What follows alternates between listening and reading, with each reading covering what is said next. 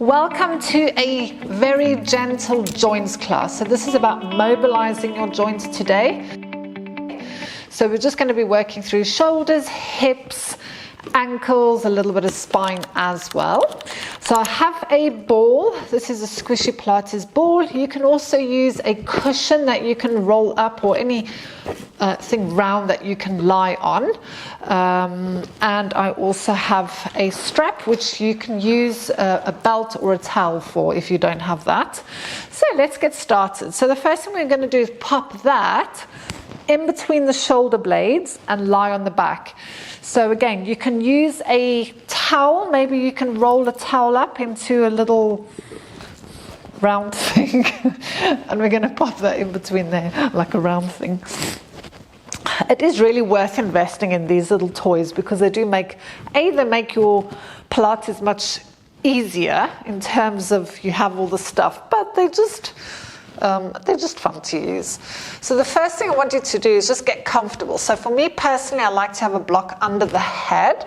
Not everybody needs a block. It depends on your neck and stuff. I've got such a long neck. And then legs are bent and feet are hip width apart. By all means, if you want to have your knees together for this first part, you can. I feel like I'm coming off of the mat. So I'm just going to give you a chance to get into that position. So if you've got a towel that you've rolled up, it's going to be along the spine, kind of where the bra strap is. So it doesn't want to go lower than that, and it also doesn't want to go past the shoulder, neck. So maybe like a little hand towel. But what that's going to do is open up the chest and put a little bit of a stretch into this area here. Especially as we get older, this gets very tight, and it's not just age, it's our jobs, always being on computers or driving. This area across the front of the chest can get very tight, and when I talk about tight, you can almost think of like it gets stiff if we're not always stretching it off. So once you're there, we're going to take the hands up towards the ceiling, and we're just going to work into the shoulders a little bit. So like I said, if you want to have your legs straight, you can. I'm not too fussed what you do with the legs. So take both your hands and just reach your hands to the wall behind you. Now, if you have a shoulder problem and your elbows are bending, I want you to take your arms wider to the point where you can keep them straight but reach away with them. So some people will be able to have their hands straight up above their head. Some people will be wide. It really doesn't matter. Because if your elbow bends, you're taking the movement away from the shoulder joints. And then bring the hands down towards your hips and back up again. So just enjoy this. Don't force the movement, just find where you can move without pain.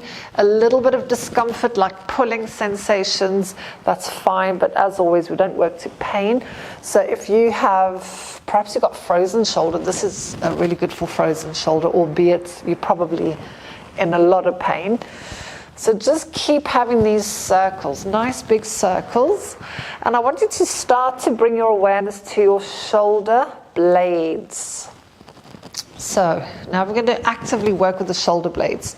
So as your hands go up towards the wall behind you, can you pull your shoulder blades so they are towards your neck? Now you're going to take your hands out to the side, and I want you to try and pull the shoulder blades away from your spine. And now take your hands to the floor, and can you pull your shoulder blades to the floor?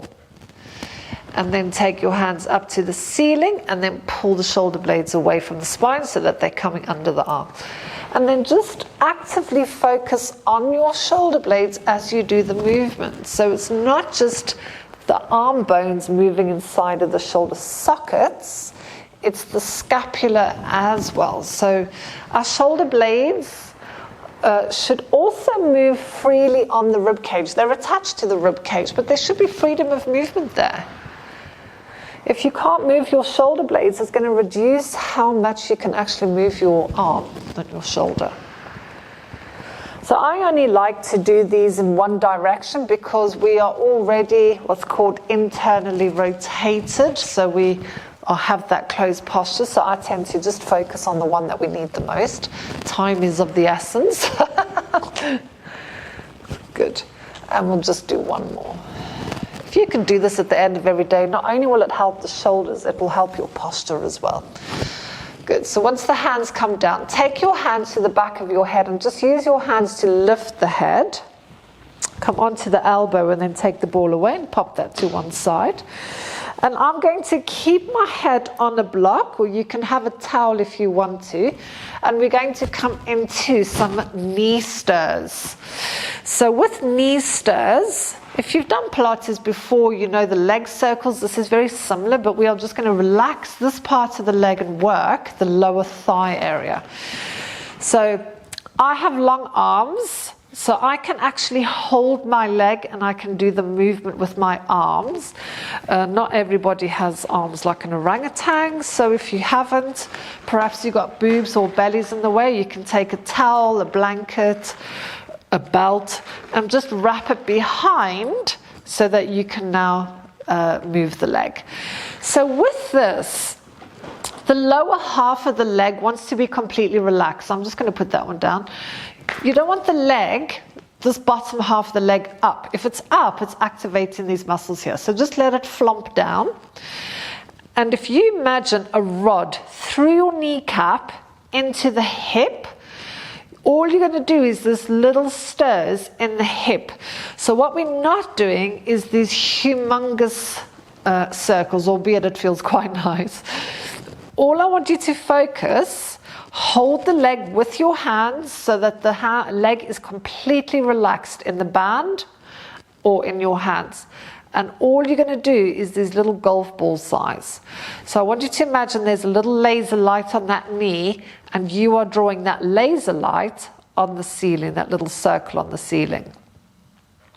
So this is safe for hip replacements as well.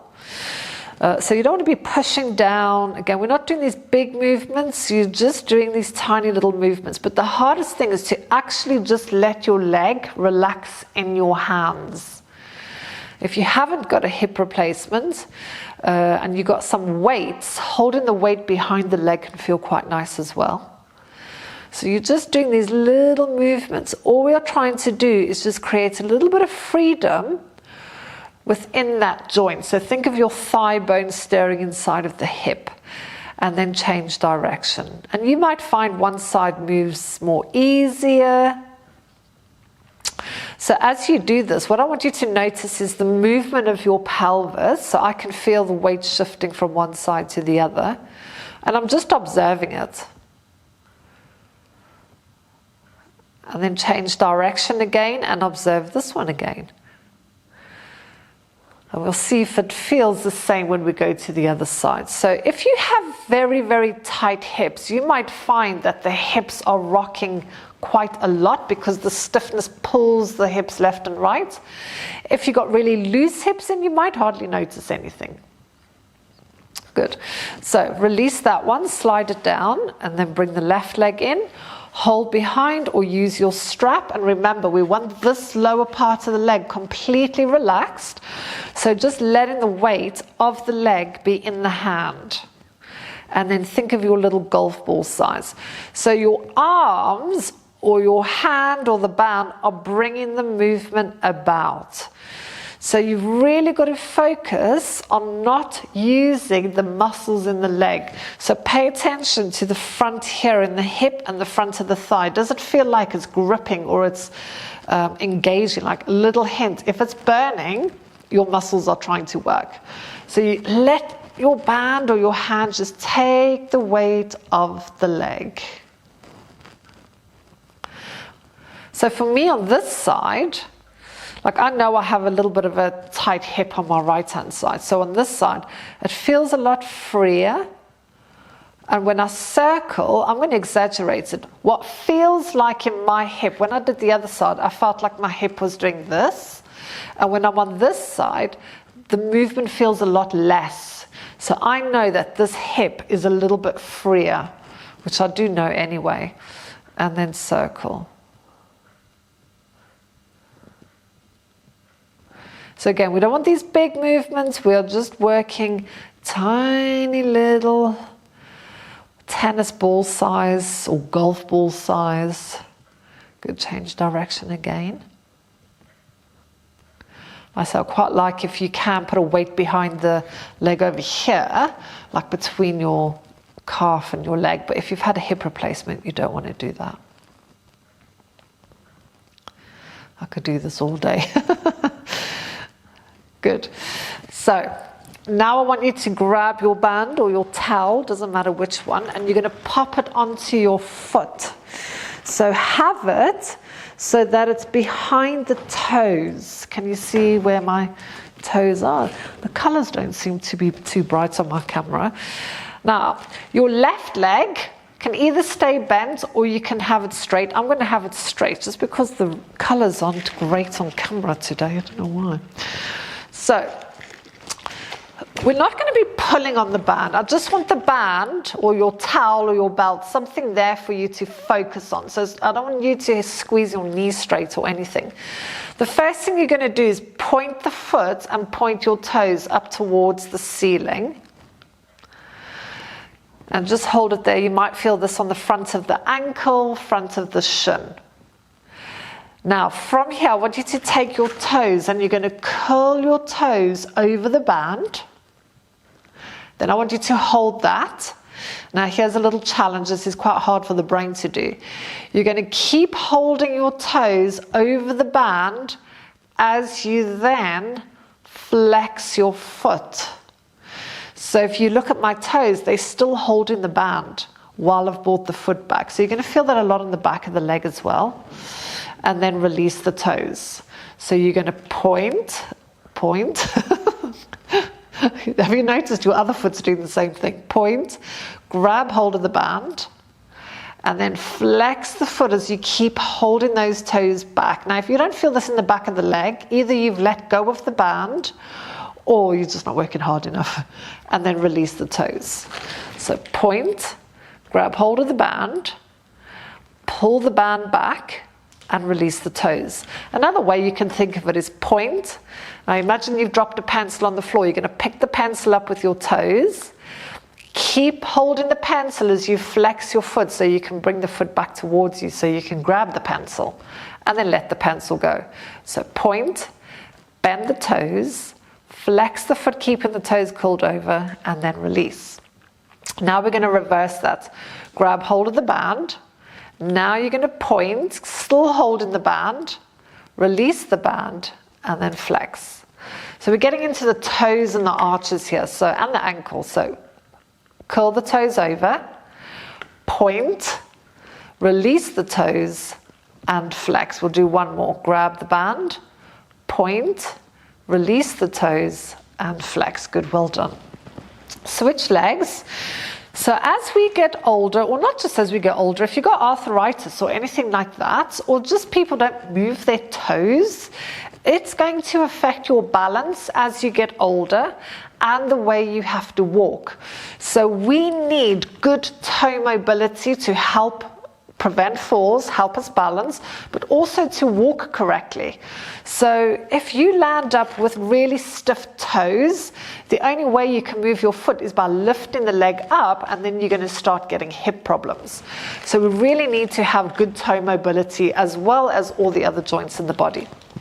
So let's start with this one. This time we're going to point, grab hold of the band with the toes, like I'm feeling right down the front of this foot, and then keep holding the band as you flex the foot, and then let go of the toes. So point the toes, grab hold of the band with the toes, now flex the foot, still holding, and then release the toes. So point, grab hold of the band, flex the band, keep holding them with the toes, and then release. So we'll just do a couple more. So point, grab hold. Think of a pencil. You're trying to pick a pencil up, flex, and then release the toes. One more. Point, grab hold of the band, flex the foot, keep curling the toes over. Oh, that feeling in the back of the leg, and then release. Good. Other way now. So point. Oh, no, other way. Grab hold of the band, point, release the toes, and flex. Grab hold of the band, point, release the toes, and flex. One more. Grab hold, point, release the toes, and flex. Well done. We are going to take that off. So I've just forgot what we're going to do. It's just like menopause brain for you. Right, we're going to come into a little bit of spine mobility here. We're going to use the head as well. For me personally, if I do this movement, I don't like a block under the head. I don't mind a little towel, but I don't like using that if I'm going to turn the head. Some people also like to put their head on a ball or a there. So have the arms in a Y position or a T, anything like that. Now have your legs together, feet together, knees together, and close to the bum. So take a breath in, and then on the exhale, send your lower back down and just let your knees flump over to the left. So we're getting into spine mobility now. So we've done hips, we've done knees, just by doing those hip circles. We've done the feet, we've done the shoulders. We're going to get into the spine and the neck. So if your neck is okay and there's no issues, you can turn your head to the right. If that hurts your neck, you can just keep looking towards the ceiling, okay? So I'm going to look towards you. Now I want you to think of reaching your right hand away and reaching your left hip a bit more forward. So just trying to encourage a little bit more twisting in the spine. So breathe into the side body, and then exhale as you pull it back in. As you pull it back in, the head comes back to the center. So inhale, and then exhale, knees go to the right, head stays looking forward, or you look to the right. Reach your left arm away and reach your top hip away. Big breath into the left side of the body, and then come back to the center. Good, so we're just going to, I use the term speed it up. So exhale, the knees go over, you look to the right and you reach. Breathe into the side and come back. And we're going to go straight over to the right. Reach away, looking to the left or to the ceiling, and then coming back. And we're just going to do one more each side. I can almost feel a click in the back.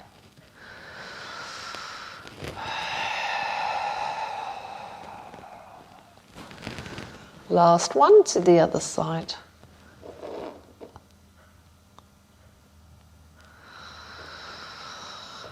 And then once you come back again, just coming back to the center, just realign everything. Bring the hands back, and if you want to give your knees a little hug, I like a little rock here, gives your back a massage. So there are other videos for joint strengthening, joint mobility, which I will link into the video so that you can save those. And then if you just roll onto your side, bring yourself up. As always, if you enjoyed this video, please like and subscribe. It helps our channel to grow, but I shall see you on the mat soon. Take care.